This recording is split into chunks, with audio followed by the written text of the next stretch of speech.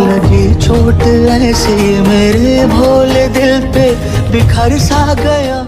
ভুল বোঝাবুঝি ও রাগারাগি করে জান্নাত চলে যাচ্ছে তার বাপের বাসায়, আর আমি তাকে আটকানোর চেষ্টা করছি। সত্যি বলতে আমাদের বিয়ের পর থেকে এই পর্যন্ত কখনো এরকমটা হয়নি। বহুবার আমাদের রাগারাগি, বহুবার অভিমান, বহুবার ঝগড়া হয়েছে, কিন্তু কেউ কাউকে ছাড়া একদিন আমরা থাকিনি। আর এই প্রথমবার এমনটা করার অবশ্যই একটা কারণ রয়েছে, সেটা আপনাদেরকে বলতেছি। একটা ফ্যামিলিতে অবশ্যই স্যাক্রিফাইস করার মন মানসিকতা থাকতে হবে, না হলে কিন্তু ওই ফ্যামিলিটা বা ওই সংসারটা বেশি একদিন টিকে না। বর্তমানে আমরা যেদিক তাকাই সেদিকে ডিভোর্স এবং ছাড়াছাড়ির সংখ্যা বাড়তেছে দিন দিন দেখতেছি। তো জান্নাত সবাইকে নিয়ে রওনা দিয়ে দিচ্ছে, আর এই ভিডিওটা আমি নিজেই ভয়েস ওভার করতেছি, কারণ জান্নাত তেমন একটা ভিডিওতে কথা বলতে পারে না। যাই হোক, আজকের এই দিনটা আমার জন্য অনেক বেশি কষ্টের ছিল। তো এখানে অনেকেই ছিল পরিচিত মুখ, যারা যাচ্ছিল একসাথে ঘুরতে। তো গাইস, এই অবস্থায় আমার প্রচুর পরিমাণ রাগ হওয়াতে আমি আর নিজে বের হইনি। তো তাদের জন্য গাড়ি ঠিক করে দিয়েছিলাম, আর কিছু কিছু মানুষদের বাইক ছিল, তো তারা বাইক দিয়েই রওনা দিয়েছে। তো গাইস, এই ভিডিওগুলো আমি যতবারই দেখছি আসার পরে, তো ততবার আমার মনে হয়েছে যে না, জান্নাত আমাকে যদিও রেখে আসছে, মানে রাগ করে অভিমান করে, কিন্তু সে প্রচুর পরিমাণ মন খারাপের মধ্যে দিয়ে পার করতেছিল এই সময়টা। তো গাইস, যাওয়ার পথে একটা মেলা দেখা হলো, তো তারা এখানে নামে আর বিভিন্ন ধরনের ফুড আইটেম দেখে। আসলে গাইস, আমরা ছোটবেলায় এই বাজারের মেলাগুলা দেখতাম, আর এগুলা অনেক বেশি এনজয় করতাম। এখন বয়স হয়ে যাওয়ার কারণে এগুলাতে তেমন একটা যাওয়া হয় না, আর এইখানের ফিলটা আসলে সত্যি অন্যরকম।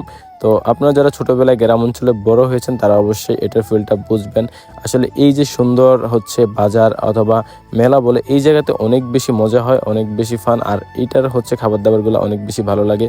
তো গাইস, হঠাৎ করে জান্নাত এভাবে চলে আসার কারণটা আমি আপনাদেরকে ক্লিয়ার করছি। তার আগে একটা বিষয় আপনাদেরকে জানিয়ে নিই। আপনাদের মনে অনেকেরই কোশ্চেন থাকে, অনেক বিষয় আপনাদের জানার ইচ্ছা থাকে, তো সেই বিষয়টাকে আপনাদেরকে একটু ক্লিয়ার করে দিচ্ছি। আপনারা ইতিমধ্যে জেনে গিয়েছেন আমি বিউটি গ্যাজেট অফিসিয়াল ফেসবুক পেজের আপুর সাপ্লিমেন্ট খেয়ে কিন্তু মোটা হয়েছি, যা সম্পূর্ণ নিরাপদ, আপনারাও খেতে পারেন। আমি যখন শুকনা ছিলাম কোনো ড্রেস পরলে তেমন একটা মানাতো না, কিন্তু এখন আমাকে যে কোনো ড্রেসেই খুব সুন্দর লাগে। তো আমি বিবাহিত, তাই আমার জন্য যেটা সেফ আমি সেটাই খাবো। অনেক আপুরাই জিজ্ঞেস করছেন পিরিয়ড বা বেবি হতে কোনো সমস্যা হবে কি না। আপুরা, হবে না। নিশ্চয়ই আমি এমন কিছু খাবো না যেটা আমার বা আমার ফ্যানদের ক্ষতি হবে।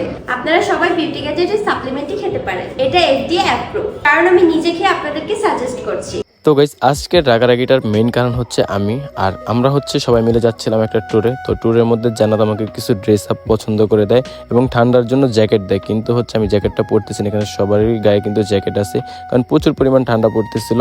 তো সে আমাকে জ্যাকেট দিচ্ছিল আর আমি জ্যাকেটটা পরতেছিলাম না, যার জন্য সে আমার সাথে এক কথা দুই কথা তর্ক বিতর্ক লেগে যায়। অ্যান্ড আমি একটু বলি যে আমার ঠান্ডা লাগবে না, তো এই সেই করে ঝগড়াটা হয়, এবং আমার একটু রাগ বেশি হওয়ার কারণে আমি তাকে বকা দিই এবং সে বের হয়ে যায়। তো পরবর্তীতে আমি তাদের সাথে রওনা দিই, আর আমার আস্তে আস্তে একদম সকাল হয়ে যায়। তারা অবশ্য তাড়াতাড়ি রওনা দিতে তাড়াতাড়ি পৌঁছে যায়।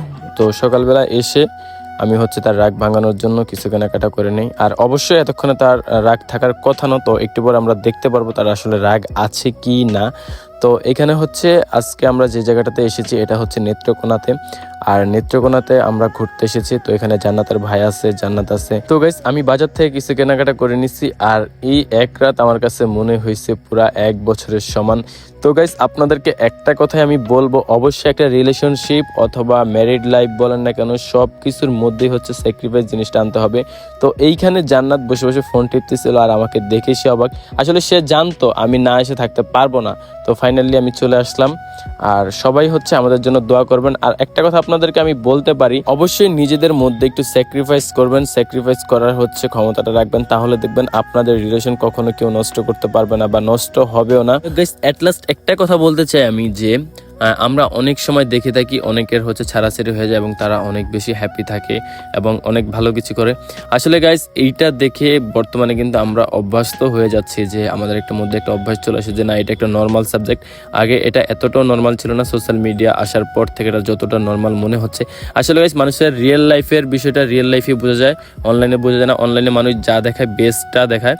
তো আপনাদেরকে বলবো অবশ্যই রিলেশন বা আপনাদের ম্যারিড লাইফ যে কোনো কিছুতে স্যাক্রিফাইস করার ক্ষমতা রাখতে হবে। তো ফাইনালি আমরা চলে আসলাম, আর এখানে অনেক অনেক বেশি এনজয় করতেছিলাম। গ্রাম আমাদের অনেক বেশি পছন্দের।